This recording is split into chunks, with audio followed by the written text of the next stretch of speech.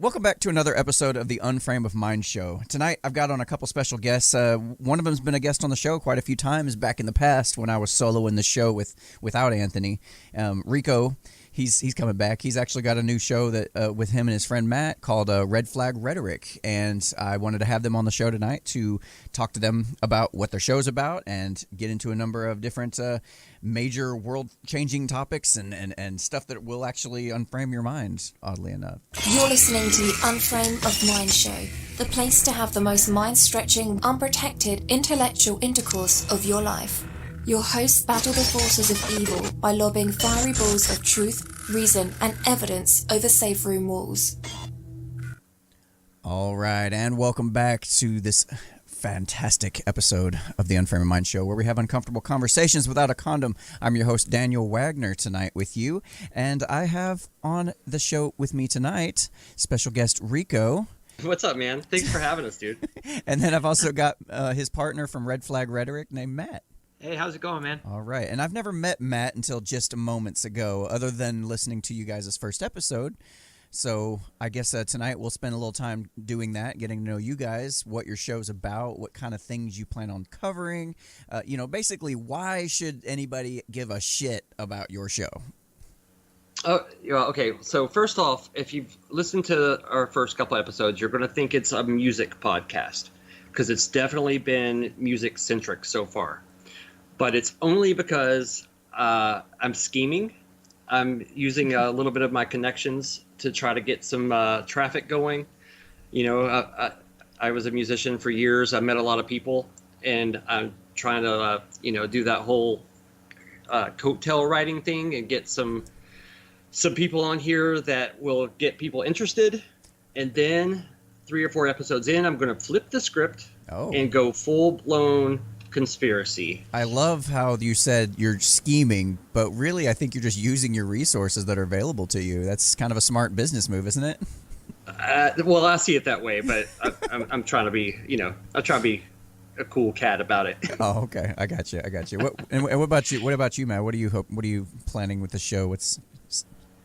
Yeah, well, I think the original idea was for us to capture kind of just, we work together. And sorry to interrupt. I love how when you started talking, I looked over and saw Rico like with his head down, like, fuck, I fucked that up. God dang it. I know exactly what's going through his mind right now. We don't do video. Right. So I'm not even thinking about video. Yeah, so I'm picturing editing and whatnot. I'm like, oh my god, there's video. And so don't even worry about it. I didn't even do makeup this time. No, it's all good. You look beautiful, homie. You look fantastic. You look like a couple of dudes with a terrorist flag behind you, and don't worry about it. I have a flag somewhere around. We're about to do some sawing. All right. Sorry. I didn't mean to interrupt you, Matt. Go ahead. No. So I think the original idea was just to kind of capture. We work together and we have these conversations every day of either conspiracies or just things that we believe or think about the world.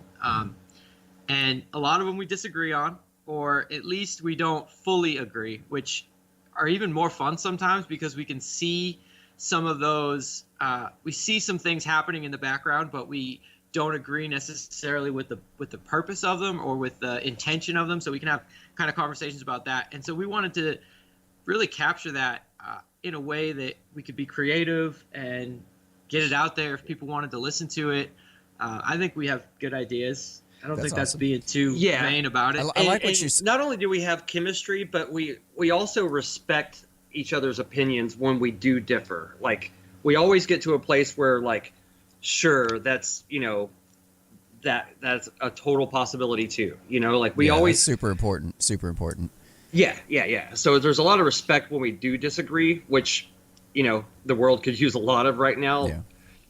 Yeah, I found a number of the conversations that I've had with people usually center around the fact that we tend to agree on what the problems are. Like, people are really good at identifying the problems. The issue just starts happening when you try to discuss the solutions. Like that's where you really start to see some major chasms between people's opinions and their thoughts. It's like, wow, that's a fun conversation to have for sure when you start going down that road. And it's actually it's actually what I found frustrating about older like talk radio and stuff is like no matter whether you listen to the right or the left or whatever the hell you listen to, they do nothing but talk about problems all the time. It's like nobody offers solutions. Like, I want to hear some, like, what's your plan? How do we fix this? Like, give me something I can sink my teeth into. So maybe that's something I wanted to ask you about your show is do you guys offer any of that, like beyond just the discussion itself, but do you guys go or plan on going deeper into the topics as far as, okay, now that we have this information, now what? The solutions are a fun conversation, and the causes can be just like, because the problems are easy to see, but people will argue about the causes of why does that problem exist. I think we just did our second episode on cancel culture, and it was a pretty short conversation, but I think but the heart of it was, hey, what causes this? Like, obviously anybody can look at it and see that, there's an issue of people just, hearing something they don't like or digging up a tweet from 20 years ago and saying, hey, you should lose your job over this. And, that's an issue because it should bring about conversation or something like that to change. And so we kind of talked about what causes this. What's this idea of this kind of pride in my ideas have to be right. And if you disagree with me, then you must be wrong. And well, the media in Hollywood is fueling, I think, a lot of the disagreement. Matt, how old are you, Matt? I'm going to be 33, but 33. I look young. And I act even younger. I wanted to ask because you did seem a little younger than that, but you're about the same age as me. Rico's about a decade older than us, almost. Yes. Well, he is a decade older than you, isn't he? Anyway, basically what I'm getting at is I think, got to experience, we were at that age, we were like the last people that got to benefit from a non-social media world in our childhood and growing up. It's like you mentioned, people bringing up tweets from 20 years ago. First of all, I'm going to call bullshit on that because Twitter wasn't around 20 years ago, but I digress. But basically, it's like we were able to make the mistakes and say the stupid shit and do the things that most people would like. I would look back on my past and go, "Oh, what was I thinking? What was wrong with me?"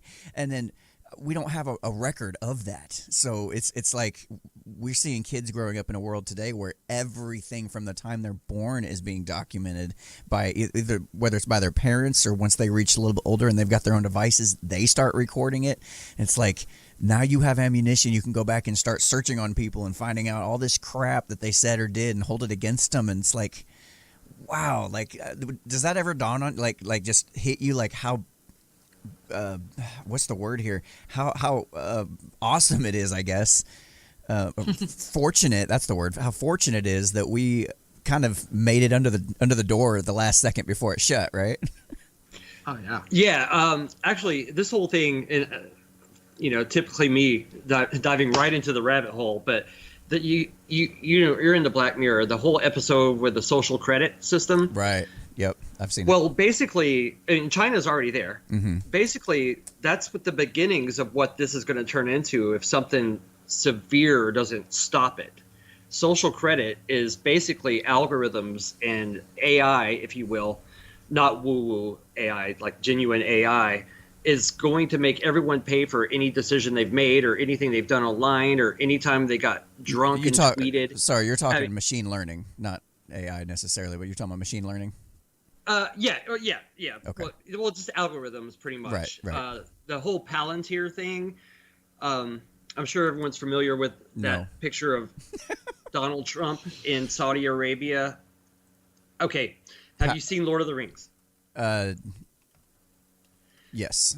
Okay. Well, in Lord of the Rings, they have this ball and they can see everything. It's called Palantir. So there's a new software that came out in Saudi Arabia called Palantir, and what it is, it's an algorithm that can look for certain phrases or keywords and zero in on what someone said.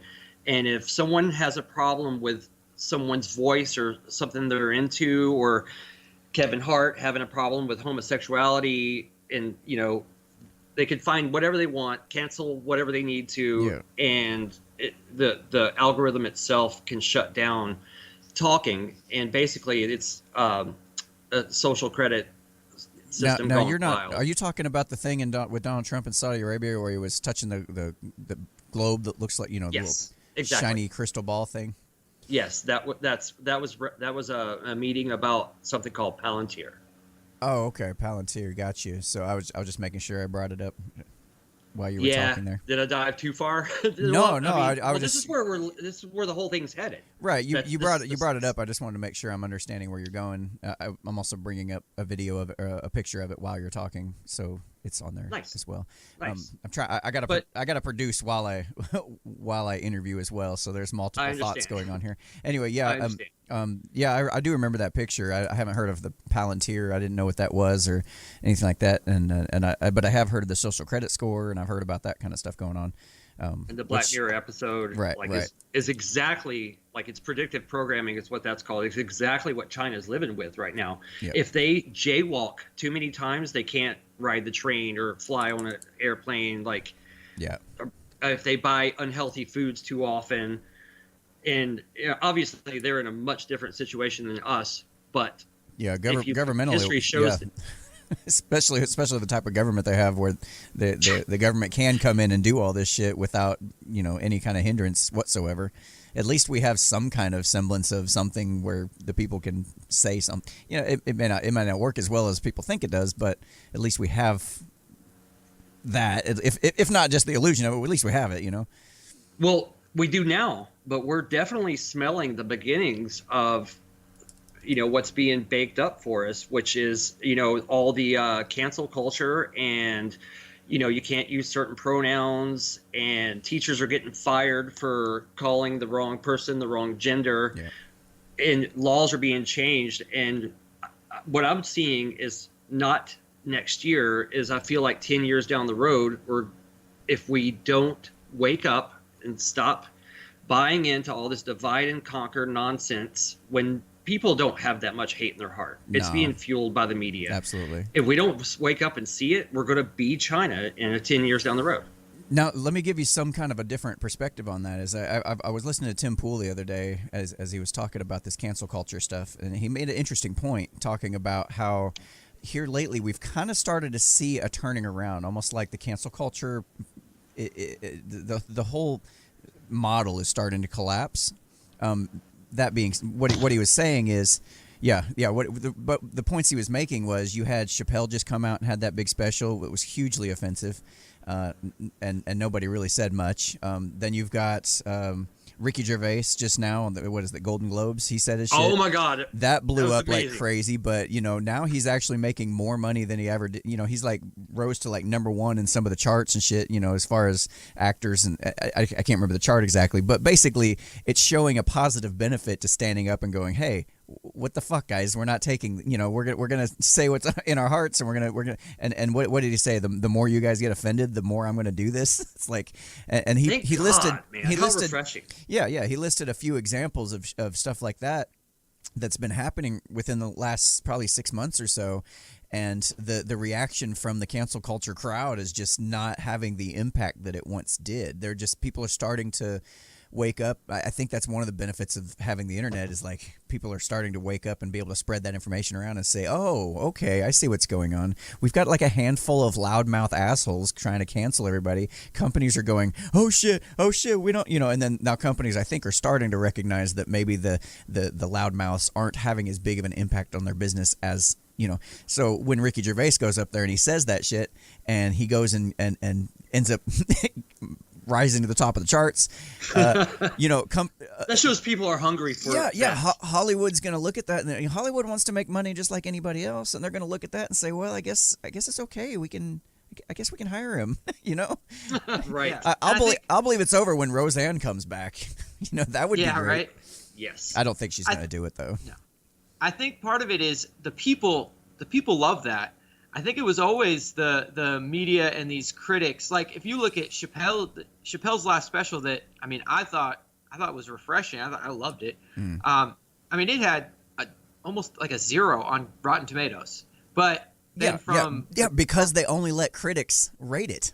Yes, but if you look, they have 2 scores because they have just an audience score. Right. The audience score was in the 90s. Exactly. Yep. Yeah. So it's one of those things where they're trying to control it. And I think they are starting to realize, wait a minute, we don't have the control that we thought we did. Yeah. Is that the one, real quick, is that the one where he goes into the letters? Yeah. Yeah. Oh, my God. So now now that we've made it this far, we seem to be all in agreement with this so far. Now this could go one of two ways. Either the cancel culture shit could collapse, and the grip that these media companies are trying to hold over us slips, and we regain power, or they double down. And which is a very real possibility, you know, because usually, especially under these like authoritarian style regimes, when shit's not going their way, they just get more violent until people finally, you know, give in to what they're trying to get them to do, you know. So it could go, you know, we got to be vigilant, and we got to be sure we're still staying on top of it and not take our foot off the gas pedal. Well, I don't want to be defeatist about this, but I definitely think it's going to be at least an attempt at the second option. There's a whistleblower. You know who Sam Tripoli is? I've heard the name. He's been on Joe Rogan. Yeah. Is he a comedian? On his podcast, he had a Google whistleblower talk about how bad they're cutting down. They're making certain search terms only give you mainstream narratives, or like Fox or National Geographic, and some of my favorite topics. You can't find the genuine version of what it is I believe. Right. So what's going on with that is he had an interview with this guy, and they're actually, how do you say it? Kofifi? What's the word that Trump said? Kofifi, yeah. Okay. Do you know that word actually has meaning? It's an actual word, and Google was able to basically erase all traces of the word? Nah, I did not know that. Yes. And this Google whistleblower, I'll send you the episode, and you could put it in your show notes under the description on YouTube so everyone else can see it. There's certain phrases, like a lot of the false flag stuff with Sandy Hook and stuff like that. There's certain phrases that they just deleted all links to, and he sits there on this episode with Sam Tripoli and lists it all. And Google, I mean, they're God right now as far as information goes. So if they have a narrative they want, you know, people to follow, they're pulling it off, and they can legally too, because it's a private company. And it's being fueled, and I think it might get a little bit worse before it gets better, because obviously most people are waking up to, you know, the conspiracy that is divide and conquer. This right here, I'll tell you what, is why friends don't let friends Google anything, okay? Friends don't let friends Google drugs. Yeah. I use DuckDuckGo and the Brave browser, and I seem to get a lot better results. What I'm looking for, it seems to actually turn out what I'm looking for. It's pretty nice. And they don't sit there and track your shit. I don't know if you guys see. This is what I'm talking about. Solutions. You know, complain about Google's one thing, but here's some solutions. There you go. It's great. There you go. Tell me you guys use DuckDuckGo. Or at least some. I'm getting it right now. Or at least some. I'm Googling DuckDuckGo. He's Googling it as we speak. Wow. I hate my life. I'm literally. My God. I need like Googling DuckDuckGo. Oh my God. Am brainwashed. I need a big old like graphic that pops across the screen like a stinger that says #irony.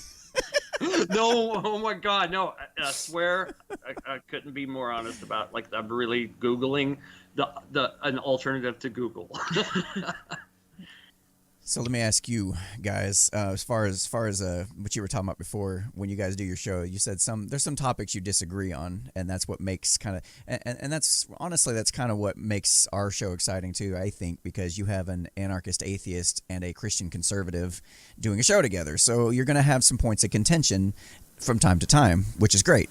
So what is it about you guys that you think will people will want to tune in to see your different perspectives? Like, what kind of things do you guys differ on? Cosmology is a huge one. Cosmology is a big one. The other thing is like a lot of the, what we were planning on getting into tonight, the agenda, the scripted reality stuff. Well, you don't totally disagree. I don't just totally don't think disagree. It's as stark as I think it's more out of convenience. Like they co-opt the video. I'll tell you what. Let's go ahead and, since we teased that at the beginning, let's go ahead and get into that, and we'll go ahead and because I'm kind of lost on this because you brought it up. I know generally what you mean, Rico, when you say it, but I don't know exactly what you mean when you say it. Does that make sense? Yeah, sure. Like I can see the shape, but I don't see the details.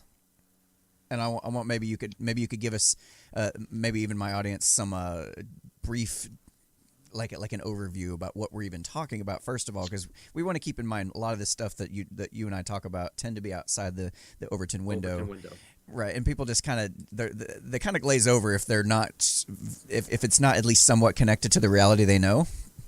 So I want to try to, if we can just find a jumping off point into this, that would be awesome.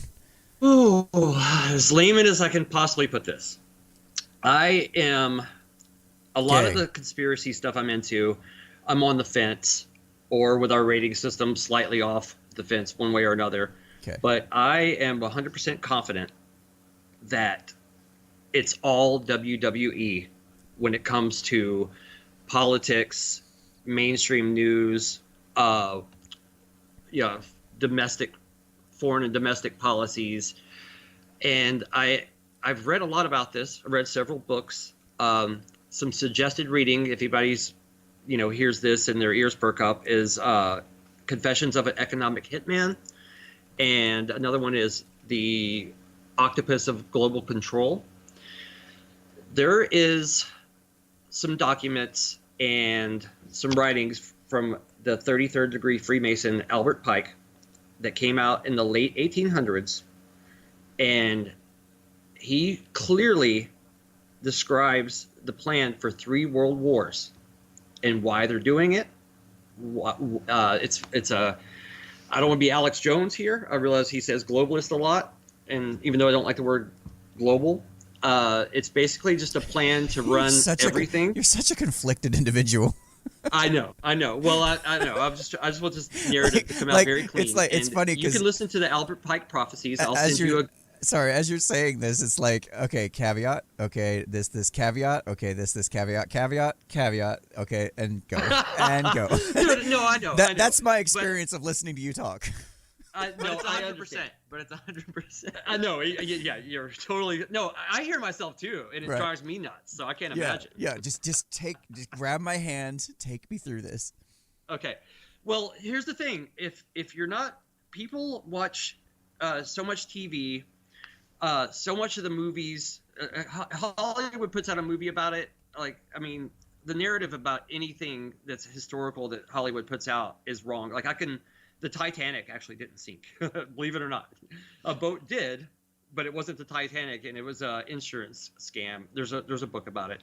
But Hollywood, it's even called Hollywood because the kind of wood you use for a magic wand is out of a holly tree. So Hollywood literally means magic wand. We're trying to shape the way you view something. Anyway, before that, Albert Pike.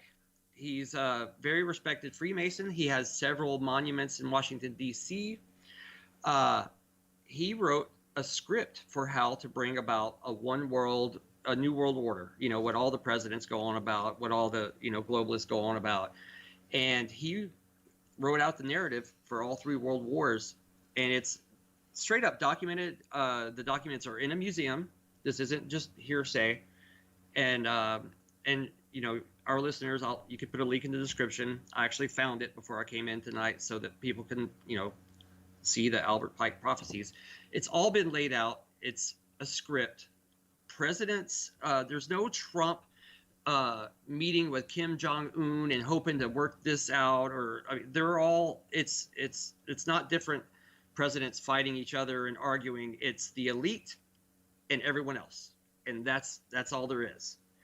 And I'll send you another link by General Wesley Clark, where he gives a list of 7 countries just after we invaded Iraq, after 9/11.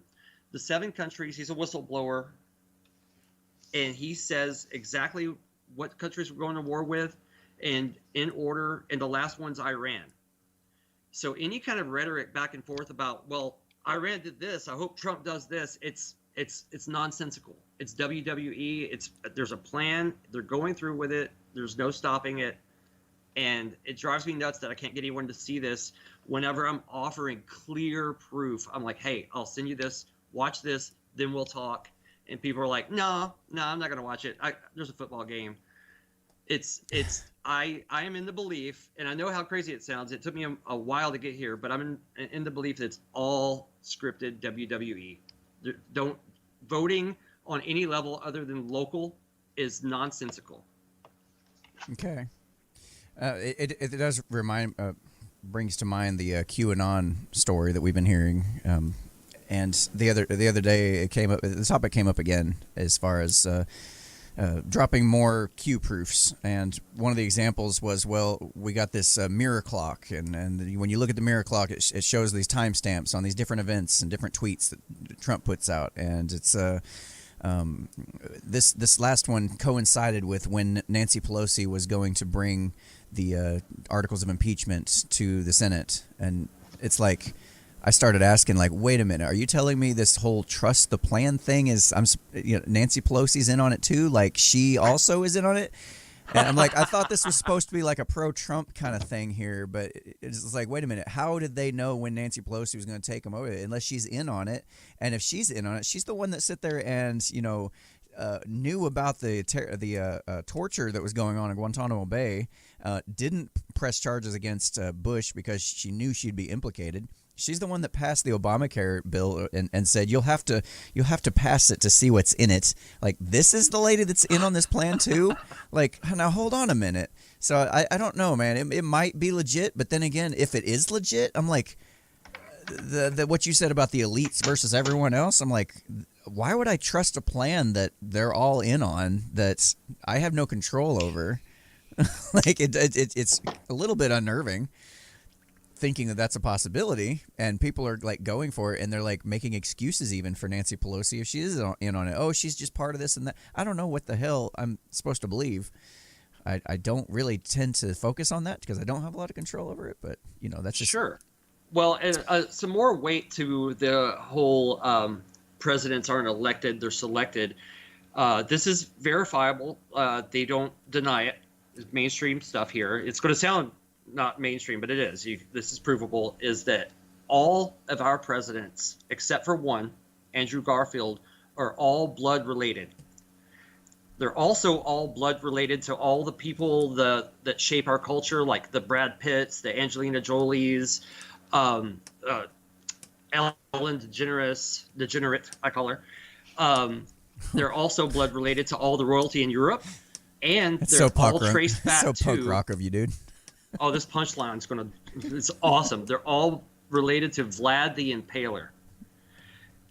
I could send you a clip of Prince Charles not only saying yes, and by the way, that's who Dracula's based on. So that gives the whole adrenochrome a whole new angle. But he purchased Vlad the Impaler's castle, and there's an interview you can find on YouTube of him standing in front of the castle going, "In fact, we're blood related." I mean, they're fucking proud of it. So the fact that the wake up call to this should be the fact that we had John Kerry and George W. Bush to choose from. They were both skull and bones, and they're both related, and that was our options. I think the blood relation alone, and Trump too. I hate to say it. I'm a conservative Christian, but I hate to say it, but he's one of them. That's just too much. That's a bridge too far for me. So if you had, okay, so let's just take Trump for example. Then, if you had to say how he was related to all of them, like what's the connection here? Like, how many generations of like how many generations back do I have to go to say, oh, there it is? And then even if that's true, I mean, again, how many people could you do that with? And the same would still be true. No, good question. But that's exactly where I went. Being a Christian, I was like, well, technically, we're all related.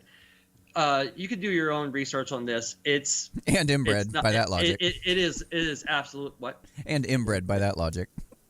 But not gank. I choked the symbol. That's a gank. I got it.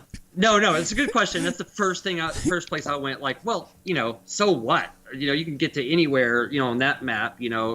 Ancestry.com. Right. No, it is a bloodline thing that traces back to. I hate the word. It's I don't want to say the word. The 13 Aluma donkey bloodlines. Okay.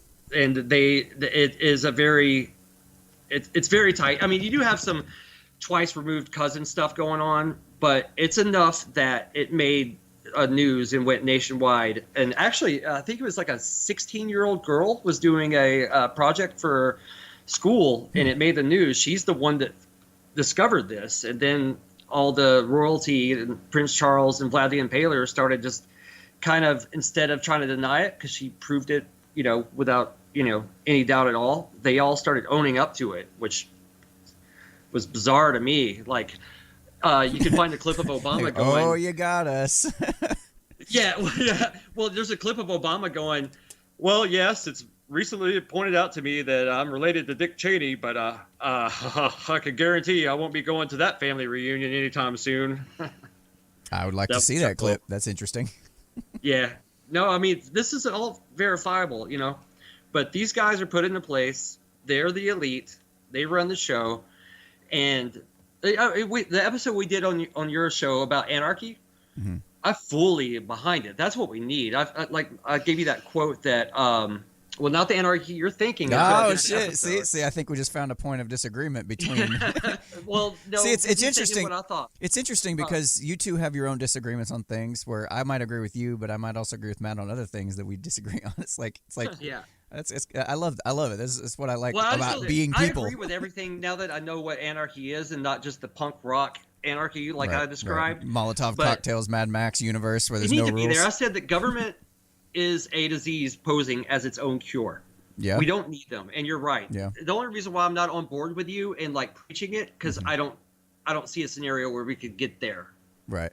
No, I do understand. Their feet are dug in too deep. We're talking multi-generational shit that we won't be around to see. That we need to be the ones that the steward in the new movement toward it and get people on board and understanding what it even is and why the government's so interested in making sure we're propagandized to think that what anarchy is actually the exact opposite of what it is.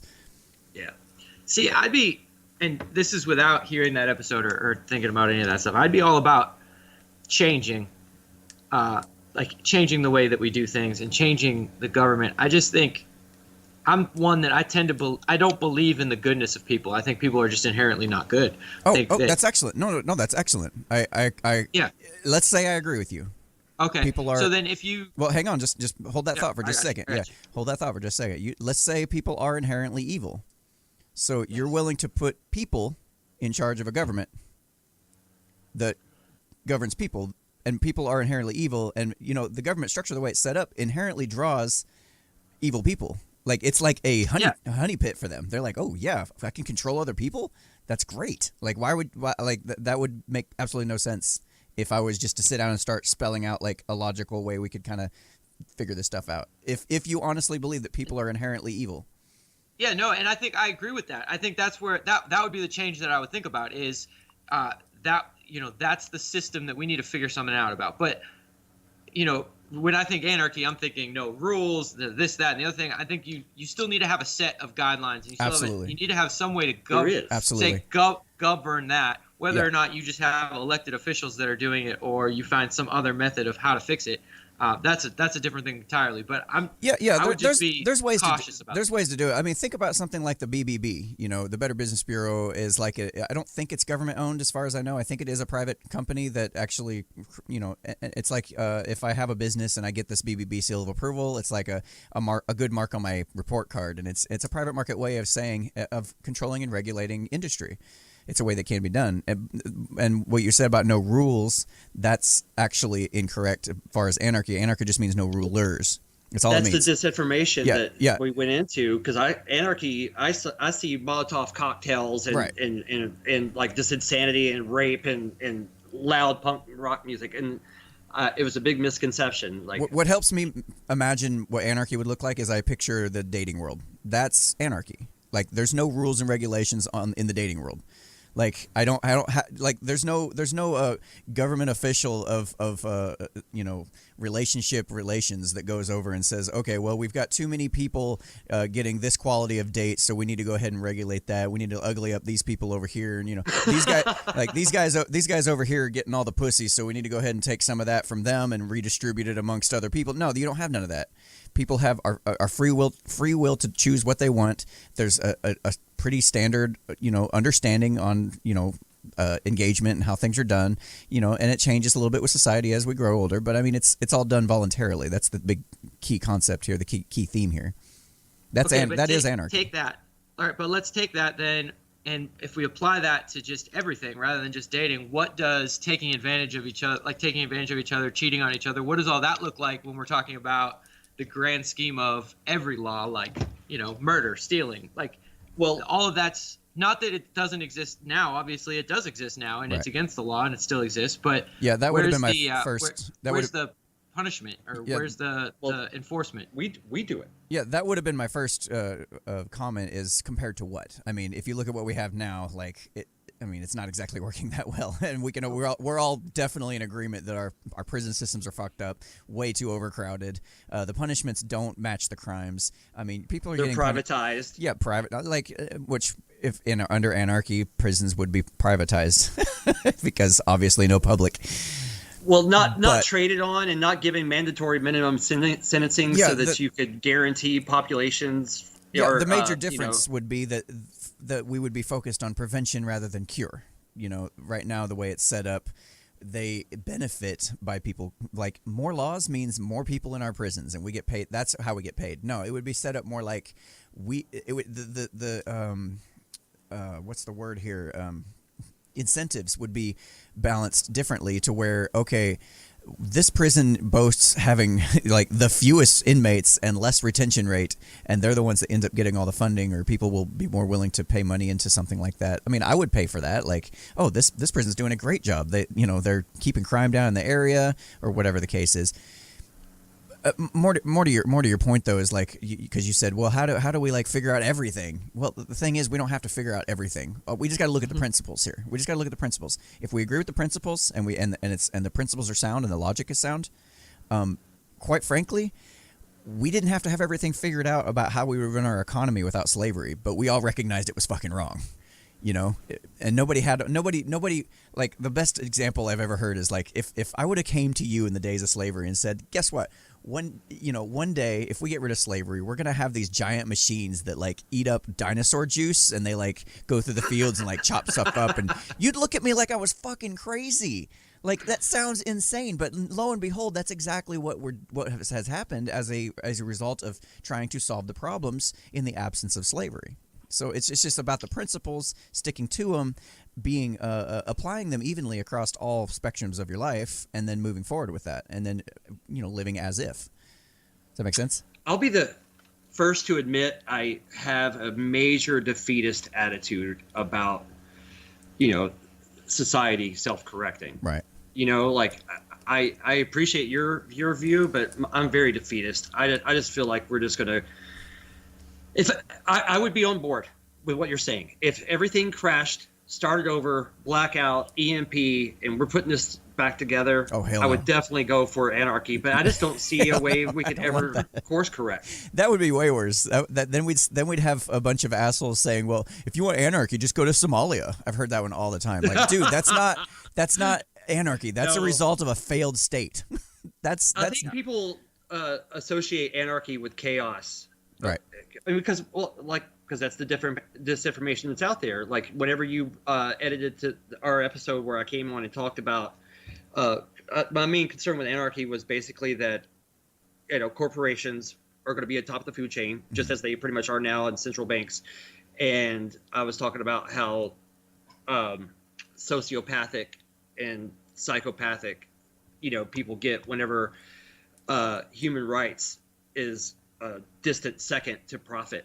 Yeah. And I still see that system, even with an anarchy system, growing towards that direction. Like he said, human nature is inherently just not, the best. Yeah. I mean, you might be right. I have no idea.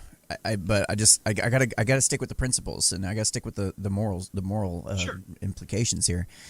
It might be very well that in my personal opinion, I don't think people are inherently good or evil. I think most people just don't give a shit. They're just kind of living their life.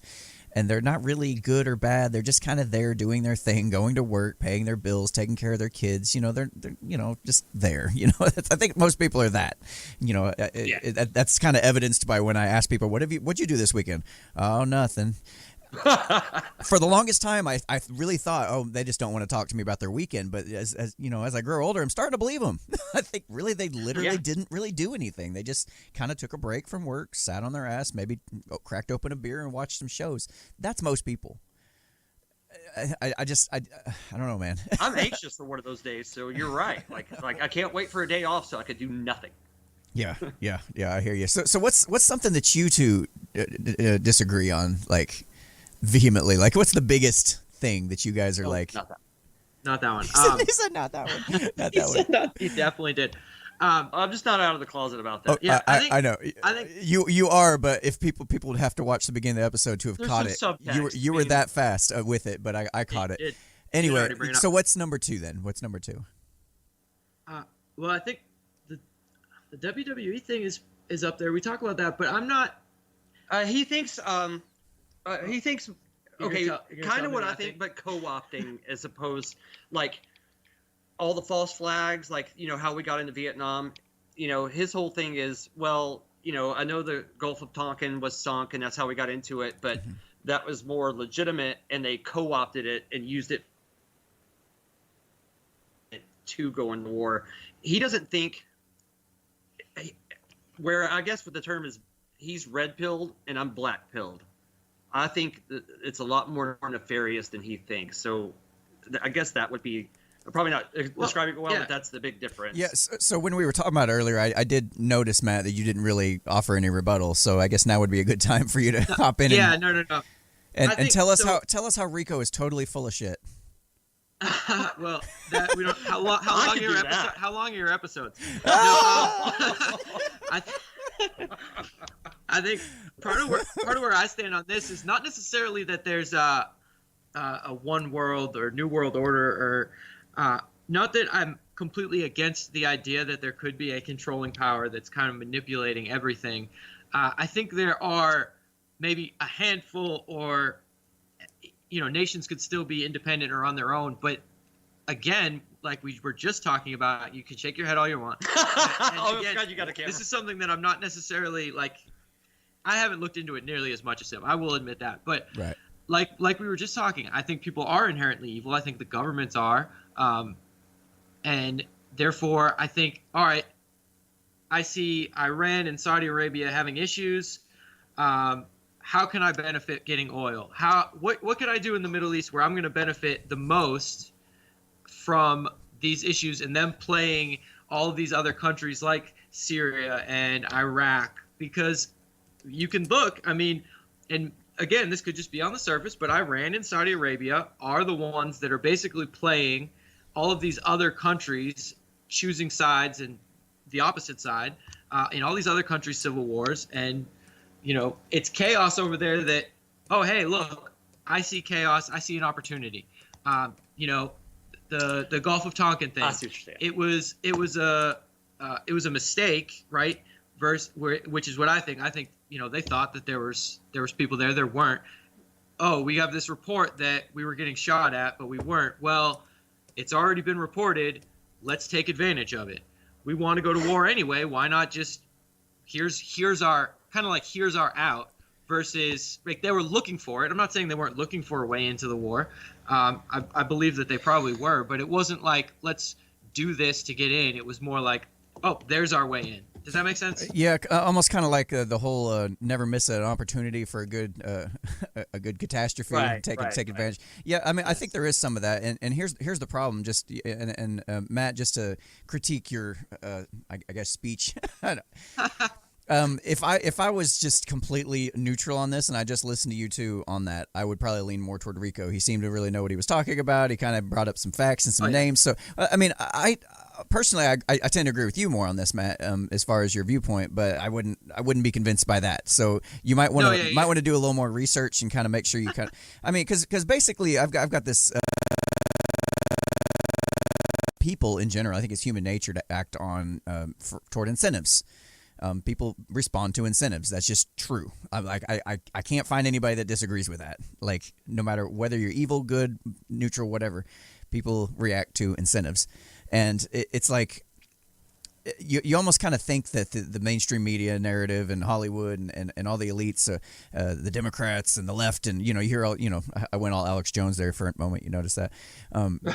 It's like you kind of get a sense that they might be communicating with each other and connected, but at the same time, you also got to think all these people kind of want the same thing. So there may never be a paper trail, an actual smoking gun email that you're going to find saying, "Hey, we're going to do this on this date." I think a lot of people just kind of know what to do, when to do it, like, and what things to fight against. Almost like when Trump does something bad or Trump does anything, period, you can go to social media and you can count on person A to say this about Trump, no matter what it was. It's, they know how to fall into line with the script. They know exactly what to say, how to say it, and how angry to be about it. Like, it's like, I almost wonder if there's more of that. That would make more, I guess, logical sense than a tightly knit cabal of a few people controlling everything. It's possible. I'm not saying it's outside the realm of possibility, but I'm just saying, as far as what makes more sense, what would make more logical sense, what would be more possible. I don't know. I'm having a trouble kind of putting it together, but I think that would be very clear. I hope he's right. Yeah. Like, I want him to be right, because what I see is super dark and really bums me out whenever I let myself think about it too long. So let me be clear. Yeah, and I have seen it. What he says makes sense, and I could be deceived, and there could be disinformation that's gotten me there. Yeah. But I wish he was right. But I just don't see it.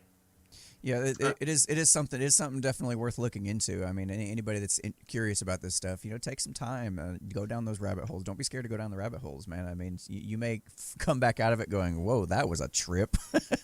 But hey, well, like I said, I'm always very clear whenever I'm speculating and when I think I have proof. Yeah. Any Any of our listeners, Red Flag Rhetoric or Unframe of mine, Facebook me. I'll show you where I got there or what book I read. Like, I'm very, I'm sourced, fully sourced. Yeah, I have noticed a number of your videos that you've sent me. I'm not saying they don't count as proof, but I have a hard time getting into them because of the way they edit them. The way they're, I know. Yeah, it's so scary music in the background. Yeah. It's what propaganda you would expect propaganda to look like, and it's you really have to really weed through it. And it is, and that's the problem is it's so far outside the realm of anything that I'm kind of like already got in my mesh of reality. You can't just like take a whole nother mesh and throw it over it. You got to like pull in different threads and see where it's going, and follow the leads. Well, I mean, I'm saying that's how I got to do it. And when those videos, the particular ones you've sent me so far, they're saying one thing, the graphics are showing something else. Not opposite of what they're saying, but they're showing another topic. Real quick on that one, and they've got the eerie I music. Hear that. Yeah. Sorry, on that one, and I'm only interrupting you because that one is the worst example. Yeah. I have YouTube Premium, so I can listen to stuff all day at work. So if you turn the screen off, it still plays.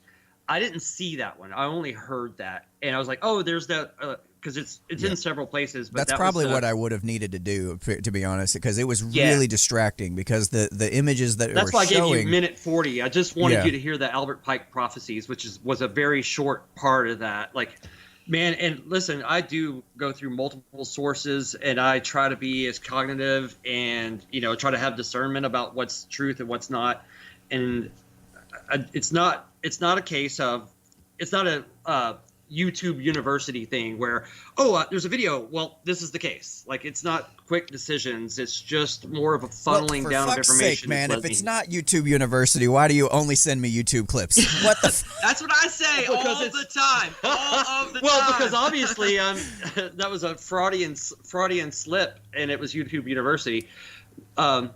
YouTube Stitcher University? No, what I mean is, I understand. I'm just giving you shit. I don't listen to anything and go, that's the case. Yeah.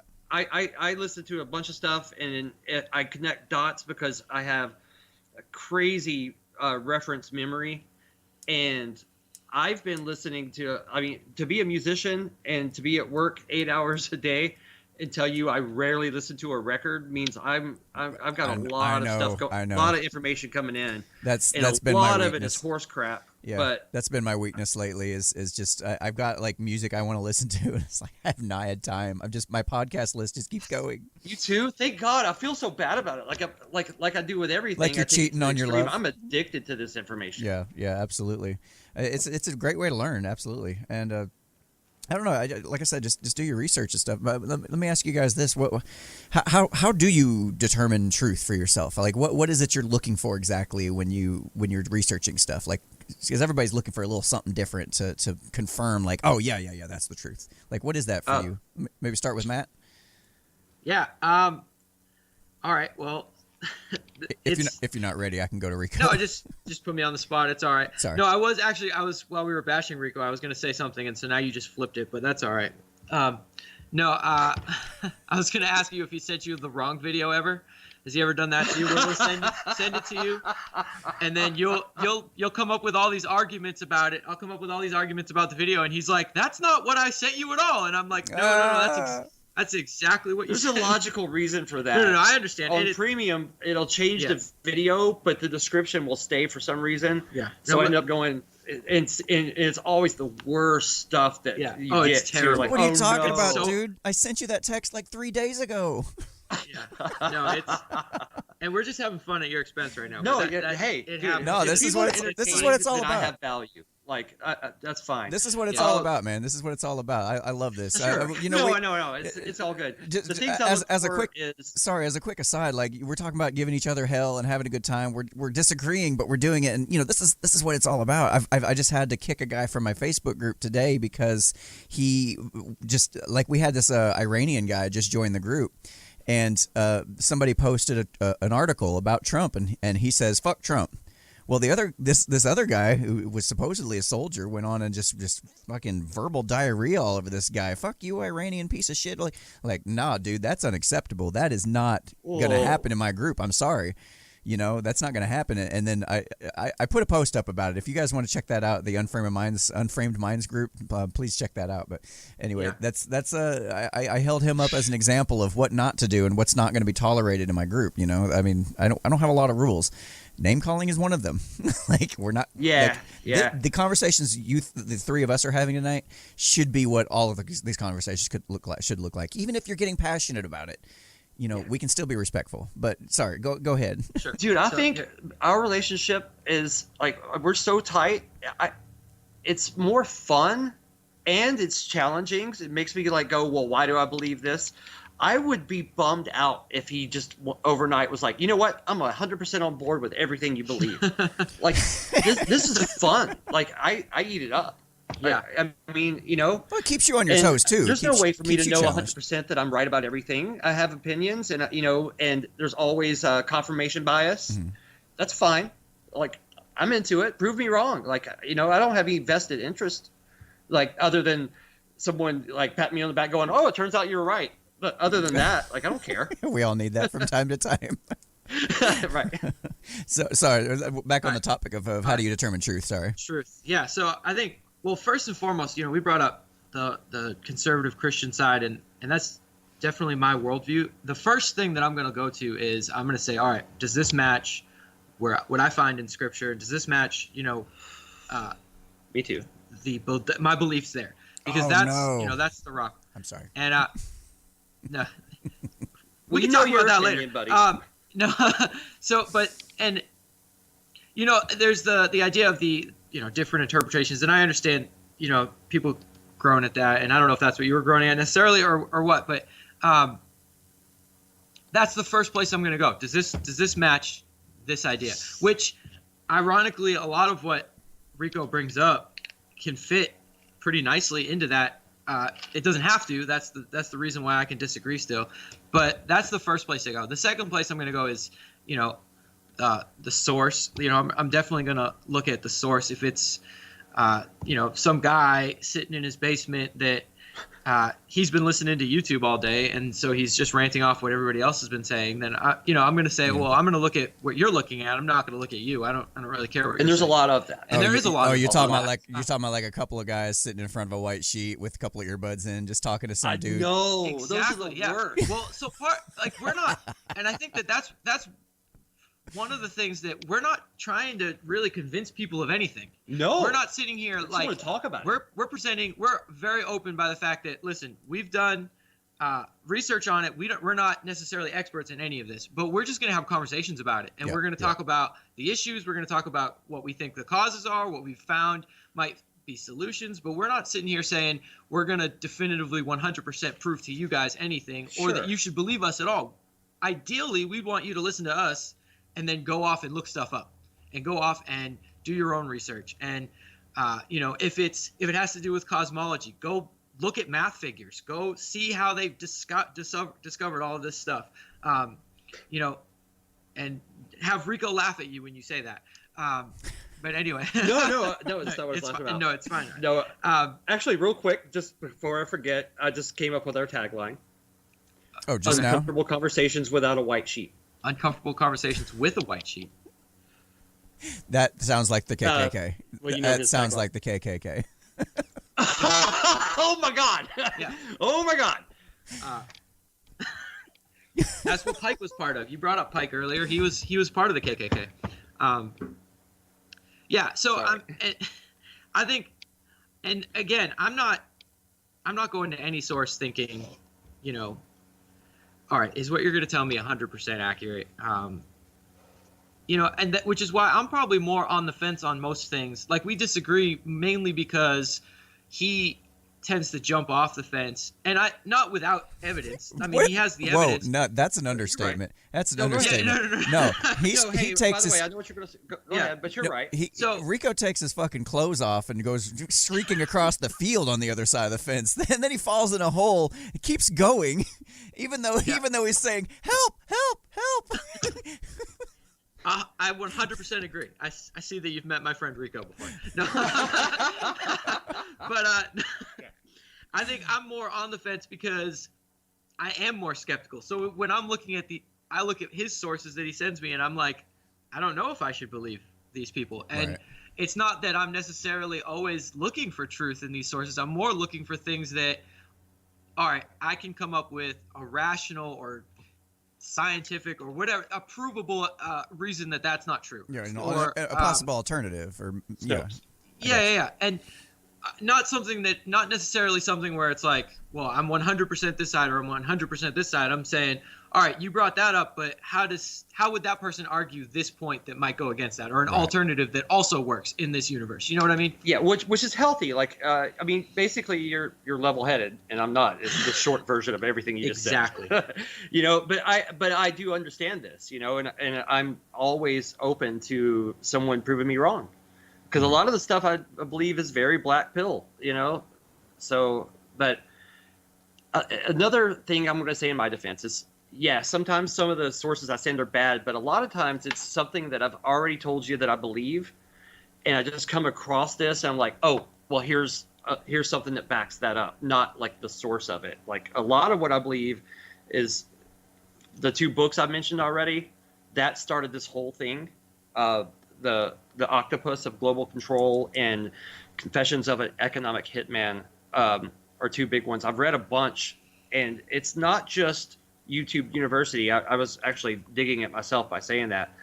I can back up a lot of what I'm saying, and of course, you write a book doesn't make it truth, but it's one of those things. When I said discernment, once you get an idea of something, the truth just sounds different, and confirmation bias aside, you start connecting dots and start seeing through a lot of the rhetoric and a lot of the media and a lot of, first of all, Obama, he took down the law against using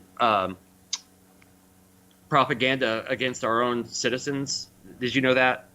He repealed a propaganda act. You'll have to look it up. But Yeah, I didn't hear about that. And lost my thought. Yep, gone. So did you? No, but I like the juicier stuff.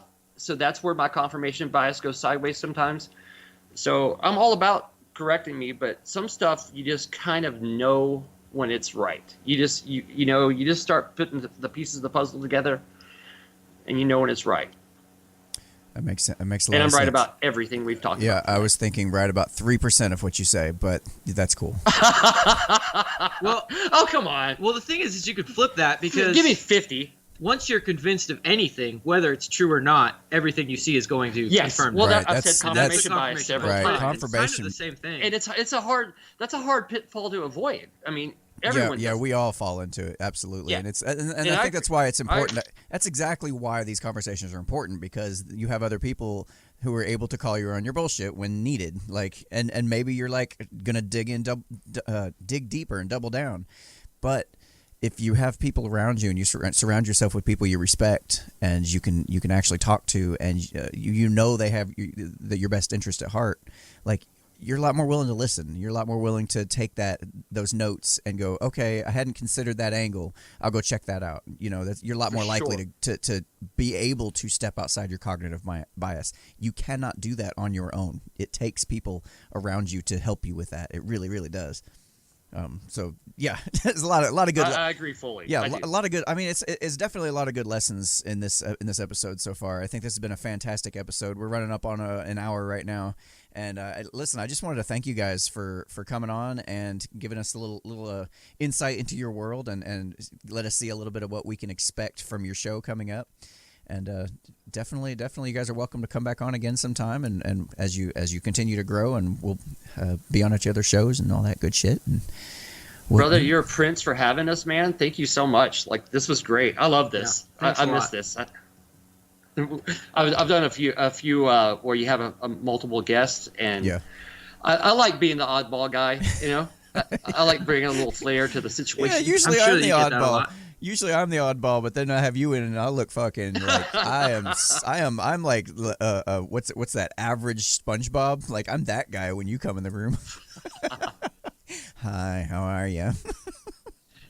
All right, I'm y'all. the Overton sliding glass door. All right, Nope. all right, y'all. Y'all have been watching another episode of the Unframe of Mind show, and this has been no exception to our uncomfortable conversations without a condom. It's been a lot of fun. I look forward to having these guys back on again. If you guys want to check out their channel, just look up Redflag Rhetoric, and they've got a podcast they're working on. They're a couple episodes in and got more in the pipeline. It's actually pretty cool, the mix of conversation and metal music, and I kind of like it. I like it a lot. So definitely check them out, and be sure to subscribe and all that other shit that you're supposed to do on YouTube. I'm not your dad. I'm not going to tell you what to do. Y'all have a good night.